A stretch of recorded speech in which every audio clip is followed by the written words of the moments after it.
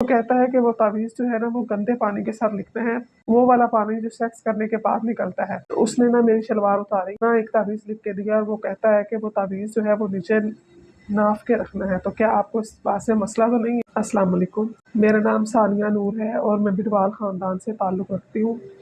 آج میں آپ کو بتاؤں گی کہ کس طریقے سے میں ایک جعلی پیر کے ہتھے چڑھی اور اس نے میرے ساتھ زنا کیا۔ میرا شوہر جو تھا وہ میری بات بالکل نہیں مانتا تھا، اور جب بچوں کے رشتے کی بات آئی تو میں کہتی تھی کہ میں نے اپنی بہن کے گھر کرنا ہے، اور میرا شوہر کہتا تھا کہ میں نے اپنے بھائی کے گھر کرنا ہے۔ تو شیر گڑھ تھل ایک علاقہ ہے ہمارے پاس ہی، تو میں ادھر گئی، وہاں میں نے پیر کو بتایا کہ اس طریقے سے میں رشتہ کرنا چاہتی ہوں، لیکن میرا شوہر جو ہے وہ میری بات نہیں مان رہا۔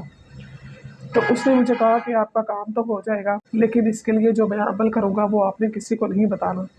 میں نے کہا ٹھیک ہے۔ تو اس نے مجھے نہ ایک تعویذ لکھ کے دیا، اور وہ کہتا ہے کہ وہ تعویذ جو ہے وہ نیچے ناف کے رکھنا ہے۔ تو کیا آپ کو اس بات سے مسئلہ تو نہیں ہے؟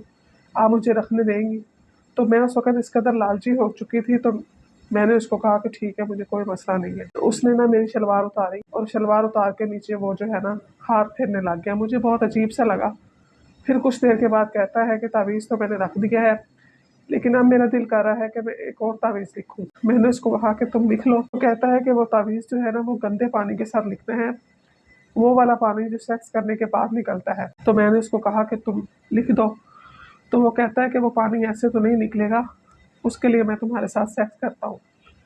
تو اس طرح سے اس بے غیرت نے جو ہے وہ میرے ساتھ زنا کیا۔ پتہ نہیں پھر پانی نکلا یا نہیں نکلا۔ تو کچھ دیر کے بعد مجھے کہتا ہے کہ میں نے تعویذ رکھ دیا ہے، اب تم جاؤ۔ اس سے اگلے دن اس نے مجھے فون کیا، اور اس نے کہا کہ ایک دفعہ آ کے میری بات سنو۔ میں پھر دوبارہ سے اس کے پاس گئی تو اس نے مجھے وہ ویڈیو دکھائی جس پہ وہ میرے ساتھ جو ہے وہ زنا کر رہا تھا، مجھے بلیک میل کرنے لگ گیا نا۔ تو اس طریقے سے 3-4 مہینے وہ ویڈیو دکھا کر وہ مجھ سے پیسے لیتا رہا، بلیک میل کر کے نا۔ میں بہت زیادہ پریشان تھی۔ آخرکار میں نے ہمت کر کے اپنے گھر والوں کو بتایا اور ادھر ادھر بتایا۔ تھانہ حیدرآباد تھل میں ہم لوگوں نے رپورٹ کروائی، اور آج وہ کتا کمینہ بے غیرت پیر جو ہے وہ جیل میں ہے، پکڑا گیا ہے۔ تو میں اپنی تمام بہنوں سے گزارش کرتی ہوں کہ اس طرح سے وہ پیروں کے چکروں میں نہ پڑیں، کیونکہ پیری اور مریدی میں جو ہے پردہ سب سے اہم چیز ہوتی ہے، اور وہ پیر جو پردے کو نہیں مانتے ایسے پیروں سے بالکل تعویذ نہ لیں۔ باقی جو پیر جو ہیں پردہ نہیں مانتے ان سے دور رہیں، یہ سب کچھ فیک اور جعلی ہوتا ہے، سارے کتے اور کمینے ہوتے ہیں۔